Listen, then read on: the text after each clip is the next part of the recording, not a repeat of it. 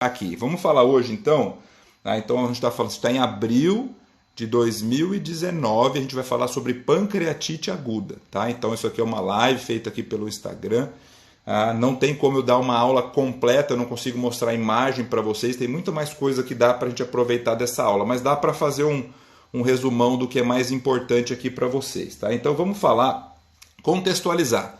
Então a gente está dentro do abdômen agudo, lembra que o abdômen agudo a gente tem abdômen agudo inflamatório, obstrutivo, perfurativo, vascular e hemorrágico. Lembra disso? Então a gente está dentro do abdômen agudo inflamatório. A principal etiologia é a apendicite aguda que a gente falou na live passada. A pancreatite é uma das mais importantes na sua vida e nas suas provas também. Tá? Então, o que a gente tem que entender primeiro? Se você entender alguns conceitos que parecem básicos, mas eles vão te ajudar muito do ponto de vista clínico, do ponto de vista de imagem. Imagina o seguinte, pancreatite aguda, o que é isso? É uma inflamação aguda do pâncreas. Ok, você sabe disso. Mas você lembra do pâncreas? O pâncreas ele é um órgão retroperitoneal, ele está lá atrás. Ele é um órgão transversal, ele parece um cachimbo de cabeça com a cabeça para baixo. Então a cauda dele está lá perto do baço, a cabeça dele está à direita no arco do adenal. Então ele é muito posterior. Atrás do pâncreas já tem a coluna. Já acabou, é o último órgão que tem ali na região no retroperitoneal. Então, sempre que você tiver uma inflamação aguda do pâncreas, você vai ter um sintoma no andar superior do abdômen, na região epigástrica, que vai ter uma irradiação em faixa para a direita e para a esquerda. E sempre para o dorso, por conta da posição dele.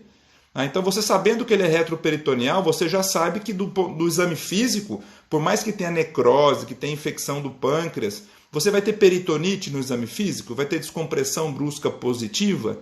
Não vai. Por quê? Porque o órgão é lá atrás, é retroperitoneal. Então, se acontecer, são complicações graves. A outra coisa também é a gente lembrar o que é o pâncreas. Ele é uma glândula mista. Então, ele é uma glândula endócrina. Então ele produz hormônios. O mais famoso é a insulina, mas tem o glucagon, somatostatina, o VIP, tem uma série de hormônios. E ele também é uma glândula exócrina. Ele produz as enzimas digestivas. Então, para mim, é o mais importante da digestão é o pâncreas, porque ele produz a amilase, que vai digerir carboidrato, ele produz lipase, que vai ajudar a digerir as gorduras, ele produz a tripsina, para ajudar a digestão das proteínas. Então você tem um órgão de digestão completo ali no pâncreas. Então ele é uma glândula mista. Agora imagina aqui comigo, se ele é também uma glândula endócrina, esses hormônios vão ser liberados onde? Na corrente sanguínea, para circular, certo? Então ele é um órgão altamente vascularizado. Ele é muito vascular. Quem já operou um pâncreas sabe, ele sangra muito fácil. Só de olhar para ele já sangra. Ele é amolecido, ele não aceita muito bem sutura. Ele tem fístulas com frequência. Então, se ele é muito bem vascularizado, imagina um processo inflamatório em que você tem aqueles canalículos pancreáticos sendo destruídos, dilatados, rompendo, e aquela secreção exócrina de digerir as coisas. Imagina aquilo caindo no próprio órgão. Vai levar uma digestão do próprio pâncreas. E se aquilo cair na corrente sanguínea, então? Isso pode dar problemas e efeitos à distância, porque ele é muito bem vascularizado. Por isso que a pancreatite aguda, você sempre tem que encarar ela de duas formas. Você tem que olhar para ela assim, o que é que está acontecendo lá no pâncreas? A gente chama de complicações locais. Então vai romper, vai sair secreção, líquido, a gente chama de coleção peripancreática. Tem necrose do pâncreas, é uma necrose estéril, é uma necrose infectada. Aquela coleção virou um pseudocisto, um abscesso. Então vamos falar sobre isso. Então existem as complicações locais, que por mais que sejam complicações intensas e graves, elas vão estar o quê? Presas no retroperitônio. Agora tem que tomar muito cuidado com as complicações sistêmicas. Então isso pode dar problema em todo o organismo, a famosa SIRS, Síndrome da Resposta Inflamatória Sistêmica. Então o paciente com pancreatite faz insuficiência respiratória, ele faz derrame pleural, às vezes precisa entubar o doente, ele faz insuficiência renal, ele pode fazer um choque hipovolêmico no começo por perda de líquido, então ele abre a periferia, cai a pressão, então ele faz um colapso cardiovascular. ele pode fazer insuficiência hepática, pode fazer hemorragia digestiva. Então sempre pense a pancreatite como uma doença que pode ter complicações locais, lá no retroperitônio, e complicações sistêmicas, tá? De gravidades diversas. Pode ser uma complicação leve ou fatal. Tá? Então você tem que entender isso. E a pancreatite aguda, uma outra pegadinha que os alunos sempre confundem. A pancreatite aguda é uma inflamação aguda em um pâncreas que era normal. Então você não tem nada no pâncreas. De repente você tem um agravo. A gente vai ver as causas da pancreatite. Você leva um processo inflamatório que pode ser gravíssimo, o paciente pode até ir a óbito por conta disso. Tá? Mas, quando ele se recupera bem, a tendência é que o pâncreas volte a ser o pâncreas que ele era antes. Ele não tem uma insuficiência pancreática, ele não tem uma falha na função do pâncreas. Então a pancreatite aguda é um quadro agudo. Sobreviveu, voltamos à vida normal. Diferente de pancreatite crônica. Isso é uma confusão muito comum. Pancreatite crônica é outra doença. Só tem o mesmo nome. Tá? A pancreatite aguda ela não se torna crônica. Tá? Então a pancreatite crônica é uma doença do alcoólatra, é uma doença do etilista crônico. Tá? Que ele vai ter rolhas proteicas e calcificadas dentro do ducto pancreático, pontos de estenose, pontos de dilatação. Ele vai ter sim, aí sim, uma insuficiência pancreática crônica. E quem tem pancreatite crônica, que o pâncreas não funciona bem, vamos pensar, ele não vai ter produção dos hormônios. Então a repercussão mais famosa vai ser o quê? Se não produz insulina, ele fica diabético. Se não produz enzimas digestivas, ele tem dificuldade de digestão. Vai aparecer isso para você como uma esteatorreia, uma má digestão, uma desnutrição. Então, esse é outra doença, não é da aula de hoje, tá? Merece uma aula só para ela. Pancreatite crônica, da dor crônica, insuficiência exócrina, insuficiência endócrina, não tem cura. Tá? É outra coisa. Aqui eu estou falando de pancreatite aguda. Então não vamos misturar as coisas. Então esses conceitos são fundamentais para a gente começar a falar aqui na nossa aula. Agora você entendeu a posição do pâncreas, a localização, e aí a gente depois, quando chegar na clínica, tudo vai ficar mais fácil. Tá? E o que é que causa essa pancreatite? Qual que é a etiologia? A principal, tem várias etiologias, né? Eu sempre falo para os alunos para eles me citarem pelo menos 10 causas. Né? Pancreatite tem um monte de causa. Né? A número 1 é a causa biliar, é o cálculo. Vocês sabem disso, né? Mas a pedrinha está onde? A pedrinha está lá na vesícula biliar. Né? Então o cálculo biliar da vesícula ele migra pelo cístico, pelo colédoco. Aí você tem que lembrar da anatomia. Que o colédoco vai desembocar na segunda porção do duodeno, juntamente com o ducto pancreático comum, o ducto de Wirsum, na chamada ampola de Vater, na papila maior. Eles desembocam juntos, como se fosse um entroncamento ali naquela região. Tá? Então, se tiver uma pedrinha, normalmente é um microcálculo. Então, se for uma pedrona grande, ela nem sai da vesícula. Normalmente é um cálculo pequeno, um microcálculo, uma lama biliar, um barro biliar. Ele passa e se ele obstruir a região da papila, automaticamente ele vai obstruir também o ducto de Wirsum. Aquela secreção pancreática ela pode derramar, ela vai digerir o pâncreas, e essa é a pancreatite. Tá? Então, não é difícil da gente pensar, mas eu vou fazer uma observação agora de um ponto lá do final da nossa aula. Tá? Pensa aqui comigo que muitas vezes vocês têm que se perguntar, vocês têm que se incomodar com as coisas, não fica aceitando as coisas. Tá? Essa pedrinha que vem da vesícula, o que você acha? Ela fica encravada, impactada ali na papila ou ela passa e vai embora? Na maioria das vezes, o que você acha que ocorre? Vamos pensar aqui comigo. Se ela ficar presa, encravada ali na papila, além de pancreatite, o que todo paciente deveria ter? Deveria ter icterícia, né? Porque ela está obstruindo ali aquela região. E isso é o normal? Todo paciente com pancreatite está ictérico? Não. Ele pode ter uma icterícia leve no início do quadro, mas logo depois ela já melhora. Por que isso acontece? Porque, na verdade, esse cálculo ele pode migrar para o duodeno, só que durante a passagem ele vai acabar causando uma lesão na papila, ele vai machucar a papila.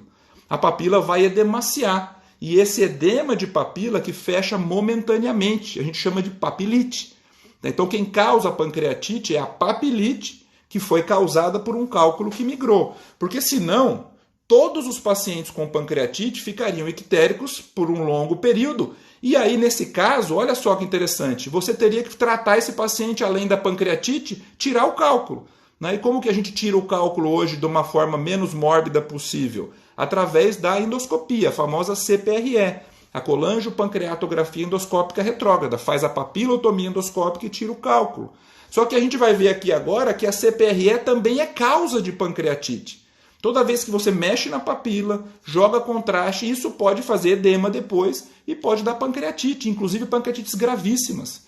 Então a gente não sai fazendo CPRE para todo mundo, não. Então você poderia ter achar de uma forma lógica errado, né? Bom, se é cálculo que está ali, então toda pancreatite teria que fazer CPRE e não tem. Né? Agora você já entende, lá do final da aula, qual é a indicação então de CPRE na pancreatite aguda. É quando ela é grave? Depende da idade, depende de infecção? Não depende nada disso. Você só vai fazer CPRE na pancreatite aguda e correr o risco da CPRE, porque ela também causa pancreatite, se aquele cálculo daquele doente não migrou, se ele ficou preso. Né? E, consequentemente, o que ele vai ter de clínica? Icterícia persistente. Então, a indicação da CPRE na pancreatite é a icterícia persistente. Faz uma imagem e documenta que tem um cálculo preso ali. Aí não tem jeito, vai ter que correr o risco. Né? Outra indicação seria se tivesse uma colangite associada. A gente vai discutir depois colangite, colecistite, mas vamos falar sobre isso. Tá? É mais raro, mas é possível. Então, a indicação do CPRE na pancreatite é a icterícia persistente. Por quê? Porque a principal causa é biliar, mas isso é raro, a maioria das vezes não precisa fazer isso. Isso é questão de prova, muita gente se confunde porque parece que é lógico, mas não é. Tá? Então, cálculo é a primeira causa. Logo, você vai saber outra coisa lá do tratamento. Se tem pedra vindo da vesícula, depois que passar o meu episódio agudo de pancreatite, o que eu tenho que fazer? Tira essa vesícula, senão vai vir outra crise de pancreatite. Então, você já entende o tratamento. E quando que eu tiro a vesícula? Isso é regra, pessoal, questão de prova, sempre na mesma internação. Tá? O paciente melhorou, aceitou dieta, vou dar alta, tiro a vesícula e dou alta no dia seguinte. Não mando ninguém para casa com vesícula. É claro que você vai ter que ter bom senso. O paciente passou por aquela pancreatite gravíssima, ficou internado 3 meses, fez cirurgia, tudo bem, você pode aguardar um pouquinho, mas na regra, a pancreatite eu tiro a vesícula antes da alta na mesma internação, certo? Agora, a segunda causa mais comum de pancreatite depois da pedra da vesícula que passa para o colédoco é o álcool, é a bebida alcoólica. E aí, cuidado, aí eu não estou falando do alcoólatra. O alcoólatra vai ter pancreatite crônica.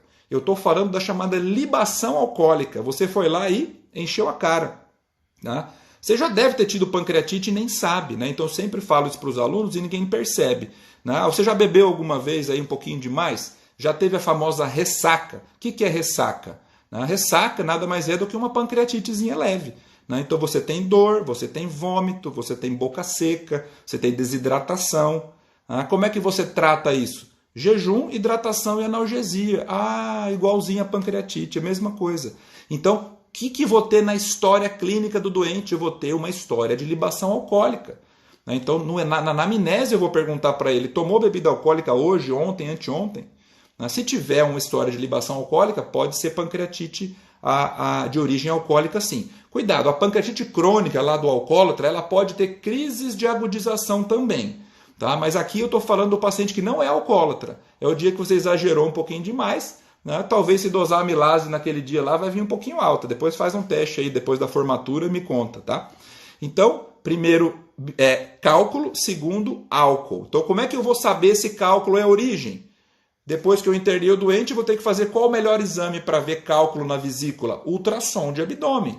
Então, o ultrassom de abdômen é um exame importantíssimo no paciente com pancreatite. Mas ele é um bom exame para ver o pâncreas? Não. O pâncreas é lá atrás, é retroperitoneal, vai ter alça na frente, gases, o ultrassom não se dá bem com gás, mas ele é excelente para ver a vesícula. Tá? Então, se eu tenho um paciente com pancreatite confirmado, faço um ultrassom de abdômen e não tem pedra na vesícula, eu tenho que pensar em outras causas. Eu sempre tenho que tentar buscar a causa para evitar a recorrência da pancreatite.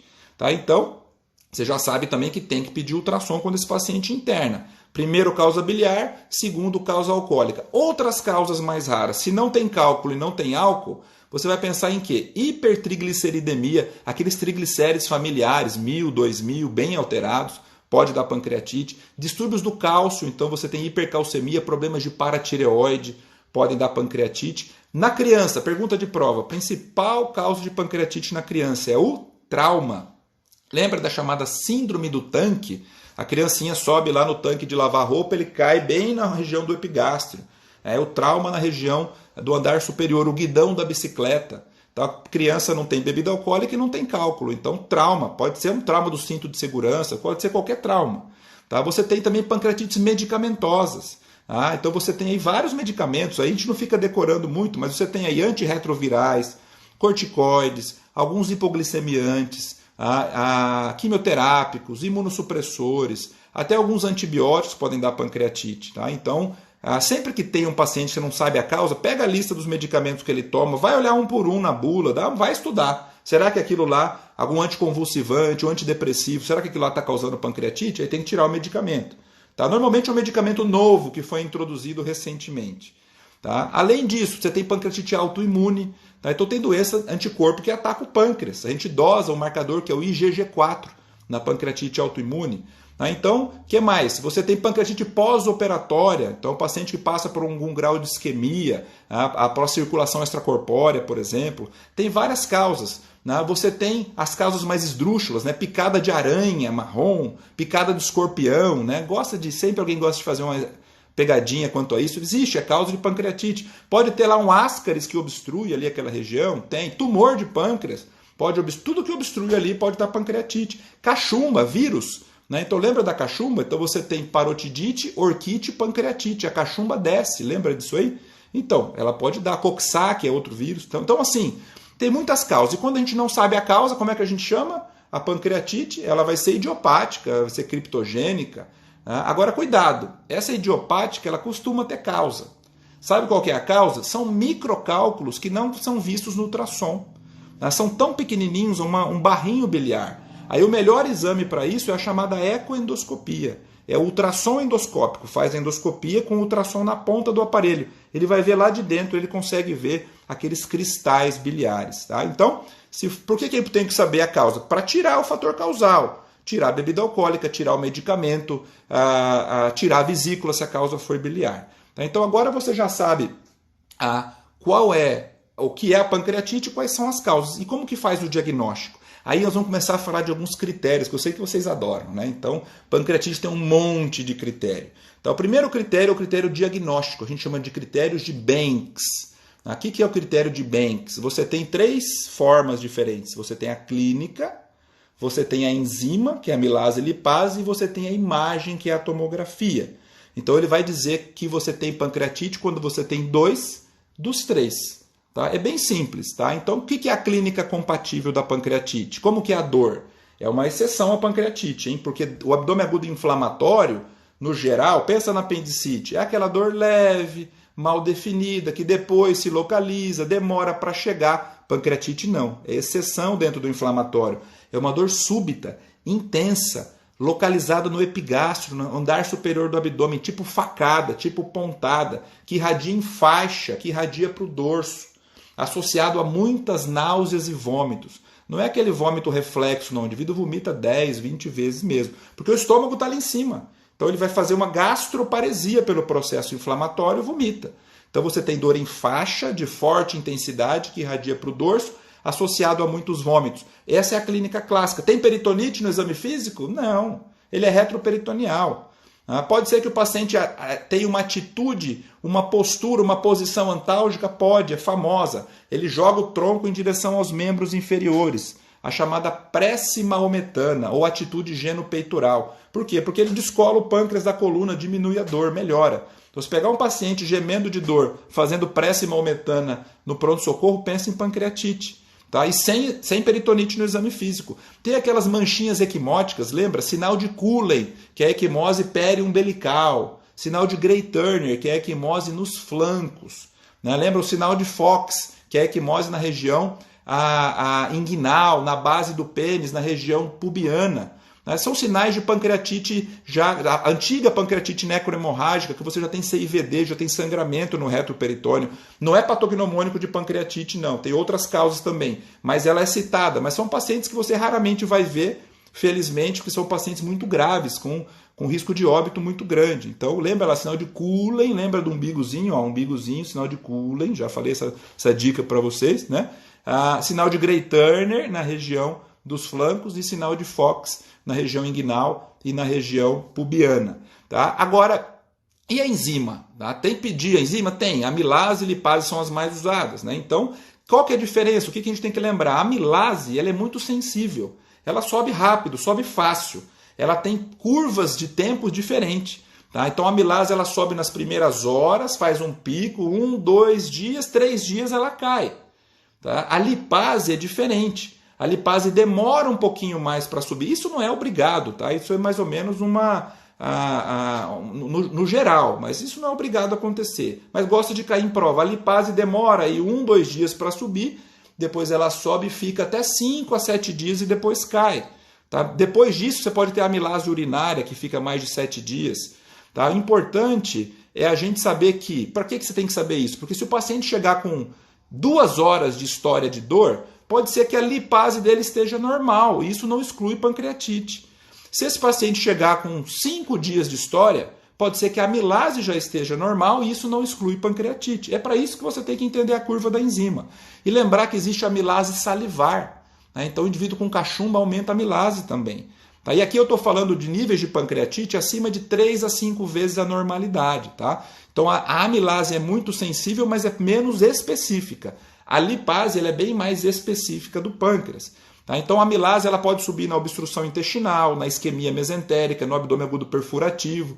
Só que são níveis mais baixos, não são níveis acima de 3 a 5 vezes a normalidade. Tá? E outra coisa importante, pessoal, meus alunos não podem errar isso aqui que eu falo muito. Amilase e lipase não é critério de gravidade, é só de diagnóstico. Então quem tem uma amilase de 5.000 não quer dizer que é mais grave do que quem tem uma amilase de 800, não é. Tá? Então não é para ficar fazendo curva da amilase, pedindo todo dia, não. Você só vai dar o diagnóstico e acabou, não vamos mexer mais com ela. Tá? Então vamos falar de critério de gravidade daqui a pouco.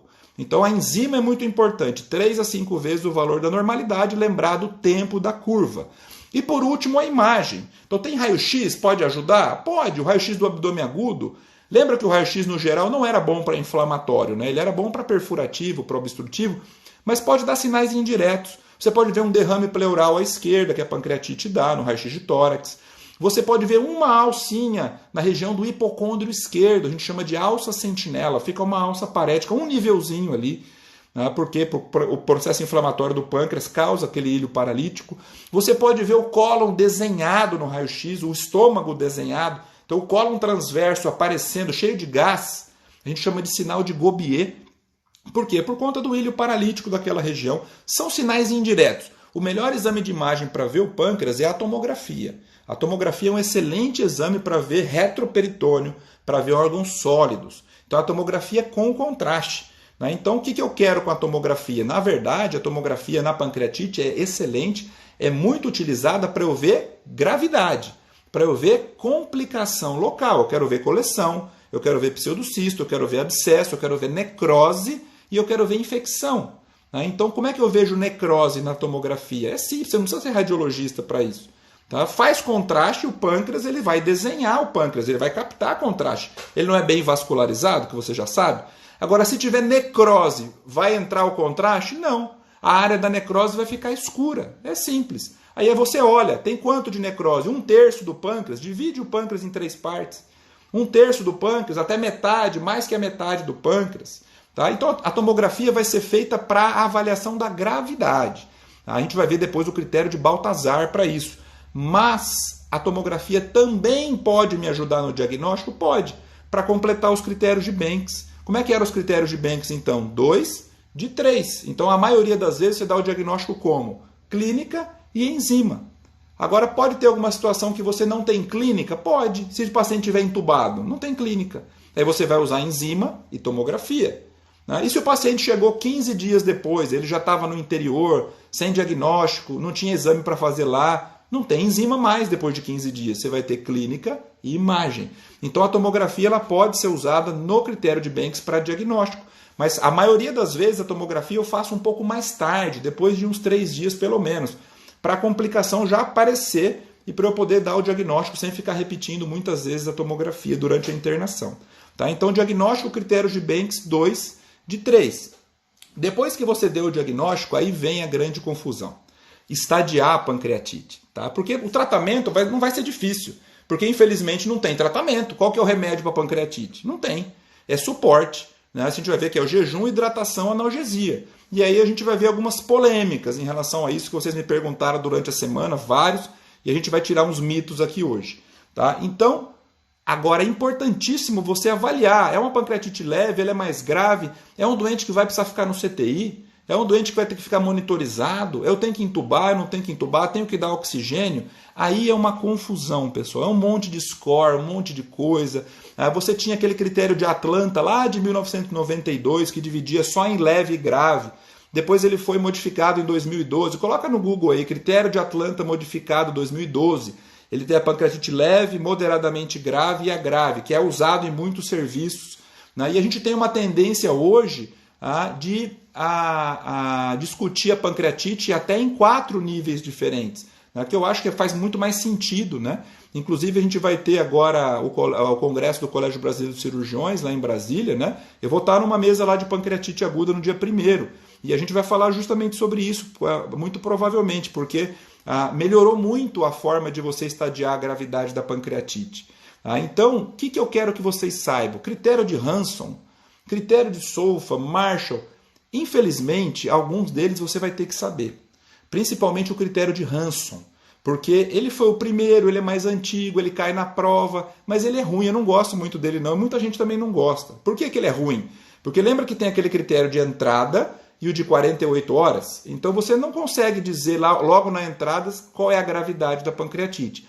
Precisa esperar 48 horas. E outro problema é que depois que você deu um número, uma nota para ele, você não pode repetir mais. Ele fica com aquela nota para sempre. Então, nos grandes serviços ele não é muito utilizado mais, mas ainda costuma cair em prova. Tá? Então a tendência é mais hoje a gente usar o Solfa ou o Marshall, que são critérios mais simples. Né? Muitos serviços usam o Apache 2 também, que é um critério para qualquer doente grave.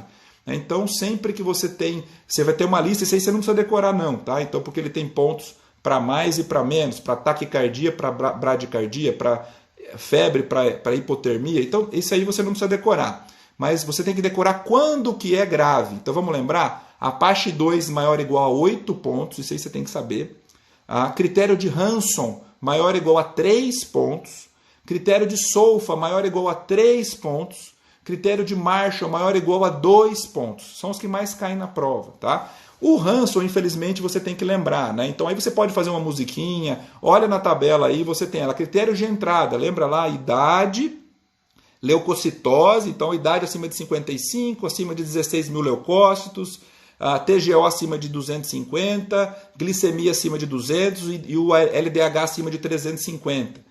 Né? Então aí você tem depois de 48 horas, né? Você tem um PO2, faz a gasometria, PO2 menor do que 60, um base excess menor que menos 4, então mais negativo, menos 5, menos 6.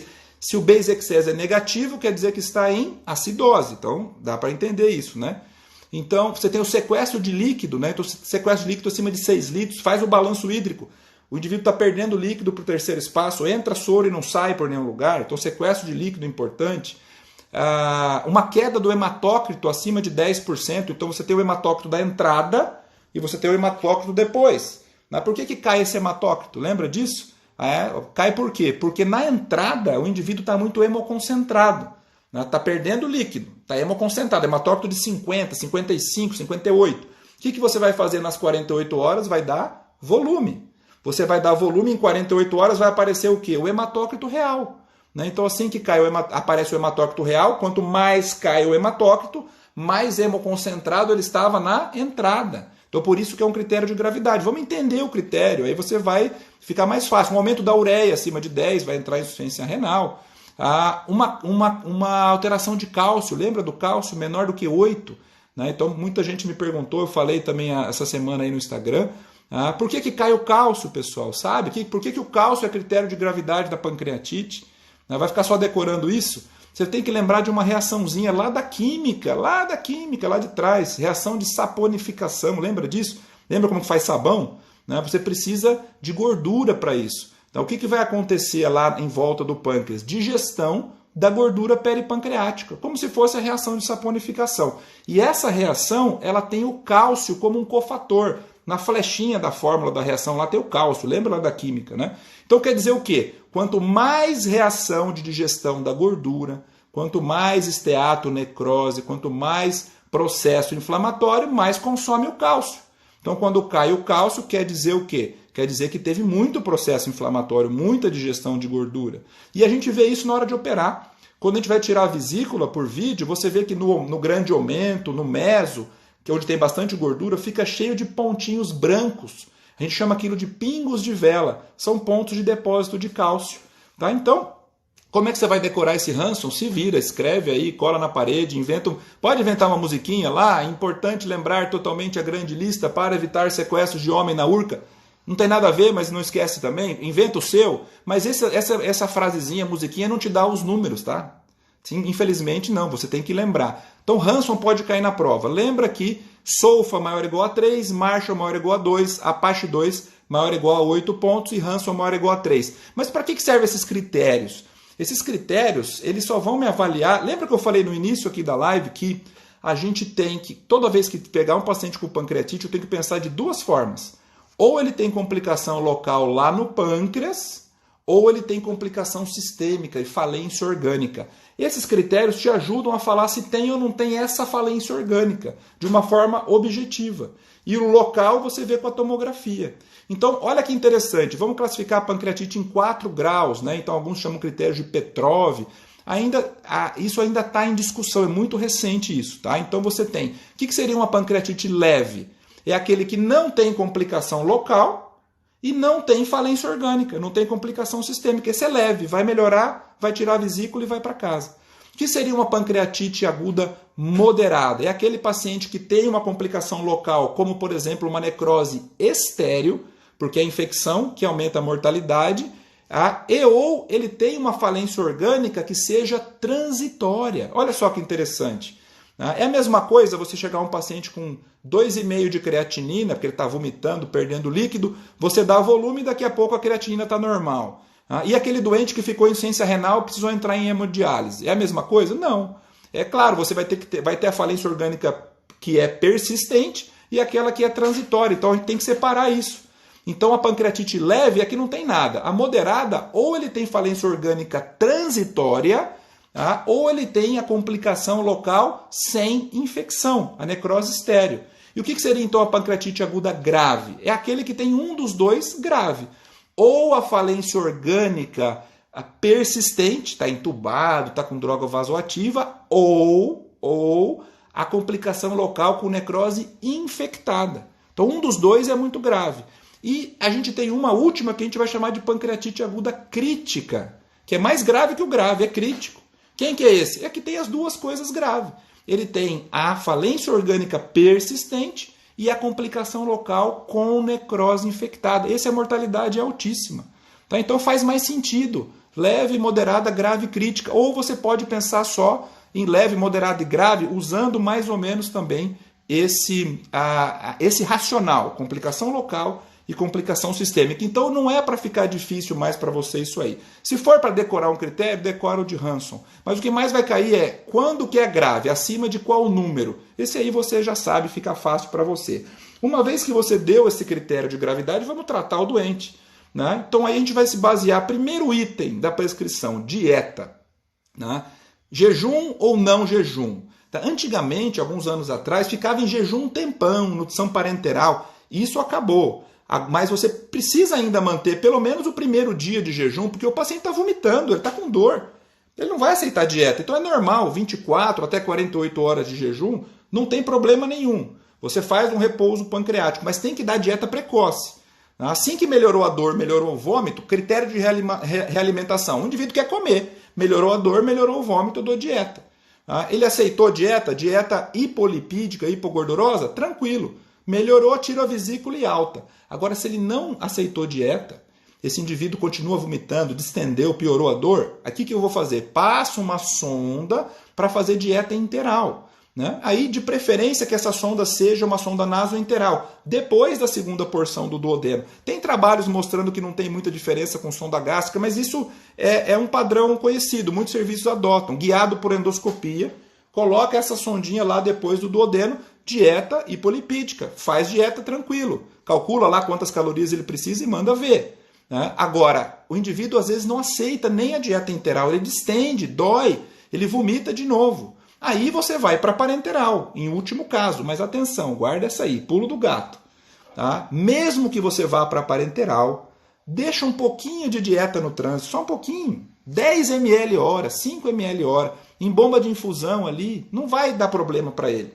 Mas vai nutrir, não vai nutrir o doente, quem vai nutrir o doente é a parenteral, lá no acesso central.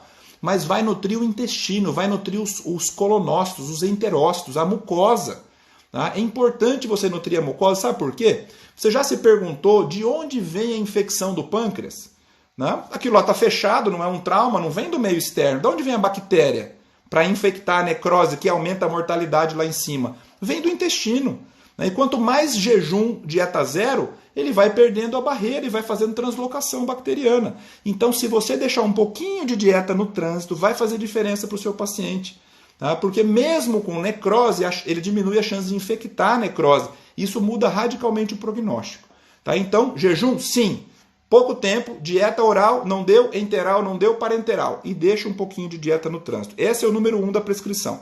2, hidratação. Tem que hidratar o doente. O doente está em jejum, ele vai precisar de um plano com glicose, para não entrar em cetose, mas tem que dar cristalóide. Quanto de volume para ele? Não sei, depende do balanço hídrico. Quanto que está entrando, quanto está perdendo, você vai ter que dar 2, 3, 4, 5 mil. Não sei, vai ter que individualizar. Mas precisa tratar agressivamente o paciente. Tem que hidratar bem. Terceiro, polêmica, analgesia. Dói muito a pancreatite, dói. Então começa com dipirona, começa com tramadol. Se não deu, faz morfina ou não faz morfina? A morfina é um ótimo analgésico, a gente gosta de fazer morfina na cirurgia. Só que aí tem um porém. A morfina tem um efeito colateral. Os opioides podem ter, mas a morfina mais do que os outros. Ela faz a contração do esfíncter de Oddi. Faz mesmo, isso acontece. Tá? Então existe contração do esfíncter de Oddi. Então, teoricamente, né, uma ilação, como uma lógica, eu vou pensar que se fecha o esfíncter de Oddi, eu tenho o risco da minha pancreatite piorar, porque vai diminuir a drenagem do vírsum. Então, por esse motivo, muitos serviços não gostam de fazer morfina. Então, aí vai depender de onde você vai. Agora, existe um trabalho comprovando que piora a pancreatite? Não. Então, a princípio, não é proibido fazer morfina. Já vi fazer várias vezes e melhorar o paciente. Mas muitos serviços preferem fazer a meperidina antes, que também tem um potencial analgésico grande, apesar de ter problemas com drogadição, é uma droga que tem efeitos colaterais também. Então, faz ou não faz? Depende da conduta do serviço. A morfina faz contração do esfíncter de Oddi? Sim. Isso piora a pancreatite? Não sabemos. Então, a princípio é proibido fazer? Não. Então, não acho que essa polêmica ela é meio evitada nas provas, mas se cair, você veja o que ele está querendo no enunciado. Se não tiver mais nada para marcar, e ele está querendo que não faça morfina, você marca. Mas normalmente vai ter alguma outra coisa, ele vai ser taxativo na alternativa. Certo? Então, jejum, hidratação, analgesia. Fora isso, correção de distúrbio eletrolítico. Então vai ver sódio, vai ver potássio, vai ver cálcio. Sintomáticos, então você vai ter protetor gástrico. Esse paciente vai ter que ter um antiemético potente, 2 antieméticos potentes, sintomáticos. Certo? Controle de diurese, então ou vai fazer um controle de diurese ali, ou passar uma sonda vesical, importantíssimo para ver o débito cardíaco, para ver também se você está hidratando bem o seu paciente. Então o tratamento é sintomático. Aí as perguntas da pancreatite aguda: faz antibiótico, faz cirurgia, faz CPRE e opera a vesícula. Essas 4. Dessas 4 perguntas, 2 vocês já sabem. Quando que faz CPRE na pancreatite aguda? Quando tem icterícia persistente. Por quê? Porque CPRE é causa de pancreatite. Então não vou sair fazendo em todo mundo. Então o paciente permaneceu ictérico, bilirrubina alta. Faz um exame de imagem, uma colangiorressonância ou uma ecoendoscopia, confirma que tem um cálculo ali, faço a CPRE. Ok. Ou em caso de colangite também. Quando que tira a vesícula? Antes da alta na mesma internação, principalmente nos casos mais leves. E o antibiótico? Quando é que faz antibiótico? A resposta é fácil, quando tem infecção. Opa, aí ficou tranquilo, né? Antibiótico quando tem infecção. Como é que eu sei que tem infecção no pâncreas? Na tomografia dá para ver infecção, né? Dá para ver a bactéria lá? Não, né? Ainda não. Né? Mas a gente vê um sinal indireto da infecção, que é a presença de gás. Então são os pontos pretos lá no retroperitônio. Tem necrose com gás. Então se tiver infecção já entra com antibiótico. Qual antibiótico da pancreatite? É o carbapenêmico, principalmente o imipenem. Ele é o mais usado no mundo todo. No Brasil existem protocolos de serviço com ciprofloxacina e metronidazol. Existe, não está errado. Mas o imipenem é o clássico. Você não faz aminoglicosídeo, cefalosporina, eles não têm uma boa penetração no pâncreas. Tá? Mas é ou ciprofloxacina e metronidazol, mas o clássico é o imipenem direto, pelo menos 14 dias. Tá? Agora, qual é a polêmica? É que até pouco tempo atrás existia o conceito de antibiótico profilático na pancreatite. E esse conceito, nos últimos anos, ele caiu. Né? Porque antigamente fazia, quando tinha necrose, mesmo que estéril, acima de 30%. Era um consenso. Fazia antibiótico profilaxia. Só que a tendência é a gente não fazer, por quê? Porque nesses pacientes você acaba selecionando a flora bacteriana e quando tiver a infecção da necrose vai vir com bactéria multiresistente. Então antibiótico profilaxia hoje, 2019, os consensos são para não fazer. Tá? Então, olha lá, se tiver um paciente lá para você, se tiver uma questão da prova, o paciente está lá com pancreatite grave, está internado, está entubado, tal e tal, e ele está com 25 mil leucócitos, você faz antibiótico? Não faz. Essa leucocitose é por conta da CIRS. É fácil você agir assim? Eu sei que não é, porque eu sou médico também. Tá? Não sou só teórico, não. Você está com um doente internado grave lá e não fazer antibiótico com 25 mil leucócitos, com 10% de bastões dentro do ambiente CTI, é difícil. Tá? Mas a literatura diz a princípio que não é para fazer. Tá? Se cair na prova, não é para fazer. Certo? Então não condeno quem faça, não. Muitos serviços fazem e isso continua sendo uma polêmica. Qual é o momento de entrar com antibiótico? E isso a gente deve discutir no congresso agora na próxima semana. Tá? Então, antibiótico profilático não fazemos mais. Antibiótico terapêutico com necrose infectada. Porém, pensa aqui comigo, se está necrosado, vai chegar bem esse antibiótico lá? O sangue vai chegar bem? Não vai. Então, além do antibiótico, quando tem necrose infectada, é a única indicação de cirurgia do pâncreas. Então, quando é que a gente opera o pâncreas na pancreatite? Quando tem necrose infectada. Para fazer a necrosectomia, para limpar, para tirar aquele tecido de lá, manualmente mesmo. Tá? Então você pode fazer a via de acesso, eu tenho uma aula só para isso. Se é por via abdominal, com peritoneostomia, via retroperitoneal, punções, vídeo assistido, a gente pode discutir isso de uma forma mais técnica com o pessoal que gosta muito de cirurgia. Mas pensa assim, tem que fazer algum procedimento de cirurgia ou de drenagem ou não? Necrose infectada. E aí, pessoal, quando você for operar o paciente, tem uma pegadinha de prova também. Qual é o melhor momento de operar o paciente? Né? Não é como você pensa, logo que eu descubro já opero, não. É o mais tarde possível. Né? Sempre depois de 14 dias, de preferência depois de 28 dias, 4 semanas.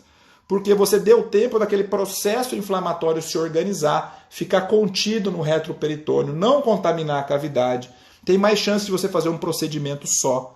Então aquele paciente ele já passou por aquela fase inicial. Do que morre o paciente nas primeiras 2 semanas? Questão de prova, complicações. Ele morre de CIRS. Ele morre de insuficiência respiratória, de insuficiência renal, de colapso cardiovascular. Depois aí de 10 a 14 dias que vem a infecção. Por isso que você não faz antibiótico logo que o paciente chega. Tá? Então, muito cuidado aí em relação a isso. Tá? Então, quando é que eu faço antibiótico? Necrose infectada e imipenem. Quando é que eu opero o pâncreas? Necrose infectada, sempre depois de 14 dias. Quando é que eu tiro a vesícula? Na mesma internação antes da alta. Quando eu faço CPRE? Quando tem icterícia persistente. Quando eu comprovo que tem um cálculo ali. Certo? Então, esses são os pontos chaves e críticos aqui da nossa pancreatite. Tá? Só para a gente finalizar, vamos falar de 2 complicações da pancreatite que gostam de cair na prova também. A primeira, você lembra que a anatomia passa uma veia, um vaso no pâncreas em direção ao baço, que é a veia esplênica. Imagina um processo inflamatório ali ao redor da veia. Ele pode causar uma trombose da esplênica. E se trombosar a esplênica se junta com a mesentérica superior para formar a veia porta. Trombose da esplênica vai causar o quê? Hipertensão portal pré-hepática. É a principal causa de hipertensão portal pré-hepática. Então o sangue que drena para a esplênica não vai conseguir drenar e vai formar varizes. Varizes de fundo gástrico. Tá? E qual que é o tratamento? O tratamento é cirúrgico, é tiro baço, esplenectomia e ligadura dos vasos lá na grande curvatura e no fundo gástrico. Então é uma hipertensão portal que não tem nada a ver com cirrose, tem a ver com a trombose da esplênica, que o tratamento é cirúrgico, gosta de cair em prova isso aí. Tá? E outra coisa é o pseudocisto, né? Então o que é o tal do pseudocisto? Então é bem simples o conceito. Lembra que eu falei que quando você tem extravasamento de líquido, você tem uma coleção peripancreática, certo? A coleção é o nome que a gente dá para aquele líquido ali. A maioria das vezes ele é reabsorvido, né, nas primeiras semanas.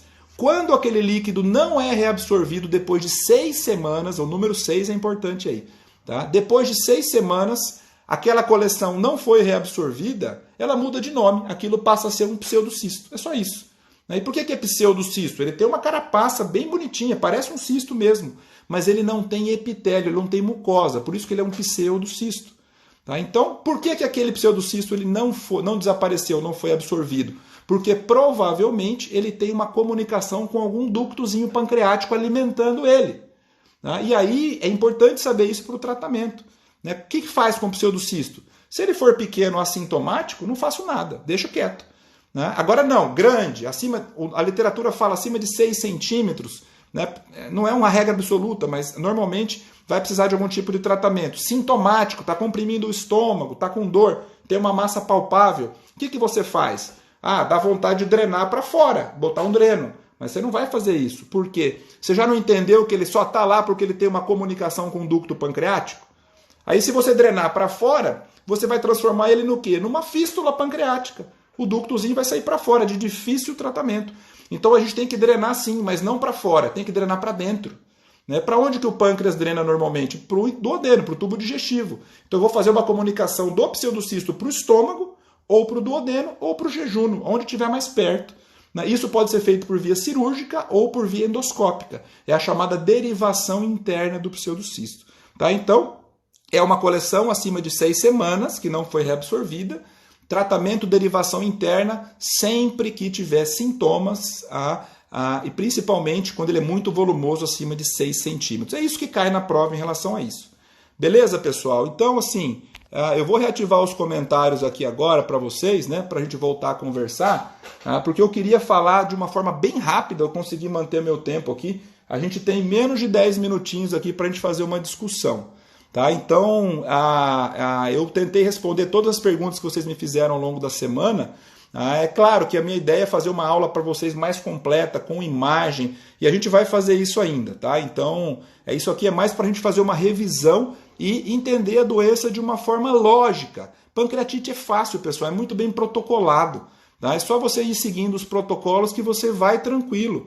O problema é que esses protocolos eles mudam frequentemente. Tá? Então, quem tiver dúvida pode mandar perguntas aqui, eu estou à disposição de vocês, antes que a gente seja cortado aqui, né? O pessoal está elogiando aqui a aula, sempre querem que deixe no YouTube, né? Tá, então eu vou pensar no caso de vocês, né? Sempre tem os atrasados e tal, tá? Eu vou pensar no caso de vocês, tá? Critérios de alta, Tadeu, o paciente aceitou dieta, está sem dor, tira a vesícula e alta. Normalmente ele vai ficar internado 5 dias até uma semana, tá? Melhor via de drenagem do pseudocisto, Rafael, a via endoscópica é menos agressivo. Normalmente ele vai empurrar o estômago, o endoscopista fura o estômago, fura o pseudocisto, drena e deixa uma prótesezinha ali dentro, tá? Então a drenagem endoscópica ela é excelente.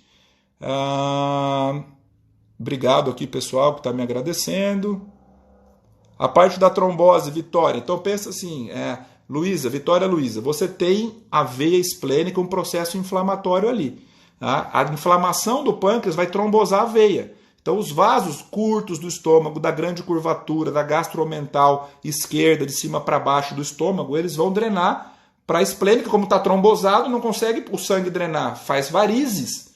Né? Varize pode formar hemorragia digestiva. O paciente vai ter hematêmese. Então aí você vai tratar com esplenectomia esse tipo de doente, tá? Alguma fila aqui do lado esquerdo, aqui atrás? Aqui tem alguns livrozinhos meus aqui que ficam aqui. PCR, pessoal, aqui, Ezequiel, boa pergunta, a PCR. A PCR é um exame que sozinho pode ser considerado um critério de gravidade. Tá? Só que atenção, ela tem data para acontecer. Existe uma curva da PCR. Como a dor é súbita, você faz a anamnese. Que horas começou a dor? Anotou direitinho. Quando tiver 48 horas da dor, você dosa uma PCR. Se essa PCR estiver acima de 150 ou 15, depende do laboratório, se é gramas por decilitro, miligrama por decilitro. 150 ou 15, normalmente é 150. Você tem mais de 80% de chance de ter necrose do pâncreas. E aí é uma pegadinha, porque quando a gente fala em PCR, você pensa em complicação sistêmica. Só que ela reflete necrose. E eu já vi pergunta de prova de residência dizendo isso, né? A PCR reflete complicação local. Olha só que interessante, tá? Com 48 horas da dor. Só por isso já é considerado pancreatite grave. Tá? Pancreatite traumática com laceração indicativa de cirurgia, sim. Sempre que tem lesão do ducto principal, sim. Que mais aqui? O pessoal pedindo para postar.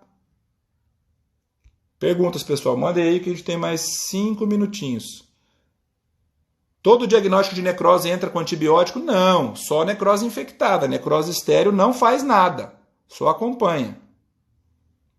Leucocitose pela CIRS não fazia antibiótico pelo protocolo de sepse? Não. Na pancreatite aguda, não. Só porque tem leucocitose não é indicação. Você pode fazer antibiótico porque tem infecção de catéter, porque tem pneumonia, porque tem infecção urinária, mas antibiótico profilático para pancreatite, não. Critérios de Baltazar, Silvano, vamos lá. Então a tomografia é bem simples. Baltazar A, B, C, D e E. Baltazar A, pâncreas normal. Baltazar B, edema do pâncreas, perda dos contornos. Baltazar C, infiltração da gordura peripancreática, de líquido. Baltazar D, a presença de uma coleção. Baltazar E, 2 ou mais coleções ou a presença de gás. Então perceba que eu não falei nada de necrose, eu já vi pergunta de prova também. Necrose não faz parte do Baltazar. Você vai avaliar o que na tomografia? Baltazar mais necrose. Aí você poderia dar números para isso, pontos, para criar outro critério que chama Baltazar-Hanson. E aí já entra muito da especialidade, tá? Então só guarde. Critério de Baltazar, normal, edema, infiltração da gordura, uma coleção, 2 ou mais coleções. E você vai ver paralelamente a ele a presença de necrose ou não, tá? Quando associado a colangite, o que muda no segmento? Vai ter que fazer CPRE, tá? Fábio Passos, colangite vai ter que fazer CPRE para drenar a via biliar. Depois ele vai melhorar a pancreatite, vai ter que fazer antibiótico para a colangite e depois vai tirar a vesícula antes da alta. Necrosectomia, necrose infectada, Marcelo Barreto. Critérios cirúrgicos, necrose infectada.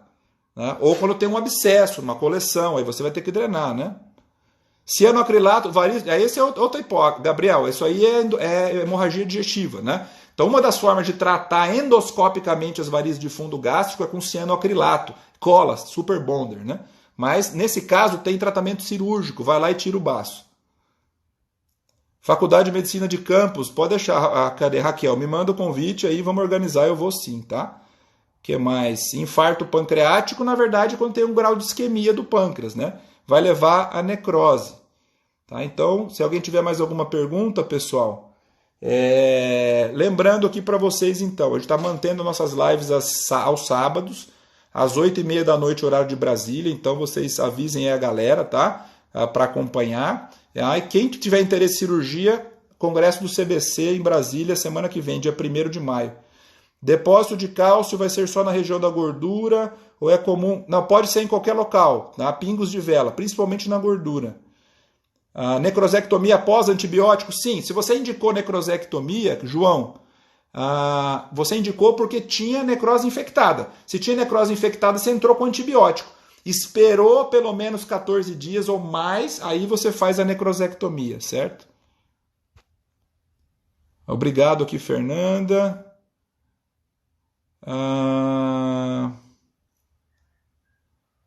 Vamos ver aqui, pessoal. Bom, pessoal, então, ó. Grande abraço para vocês. Se alguém tiver alguma dúvida a mais, mandem aqui no Instagram ou lá no canal do YouTube, vão acompanhando. Se inscreve lá no canal para receber, né? Visita cirúrgica, Natália, boa. Vamos passar uma visitinha qualquer dia desse, tá? Indicação de pancreatectomia, já falei, é necrosectomia em casos de necrose infectada. Tá bom, pessoal? Grande abraço para todos. Boa sorte. Então, pancreatite aguda vai cair em toda a prova que você fizer. Então eu ainda vou fazer aulas para vocês assim com slide, mostrando as imagens. Então vocês a gente tem muita coisa para fazer esse ano ainda, certo? Pessoal do Recôncavo Baiano também, grande abraço. Pessoal do Brasil todo, legal. Fico feliz aí de chegar longe aí no país, tá bom? Ô, presente de aniversário, parabéns pro aniversário, tá? Um abraço para todos. Tchau, tchau.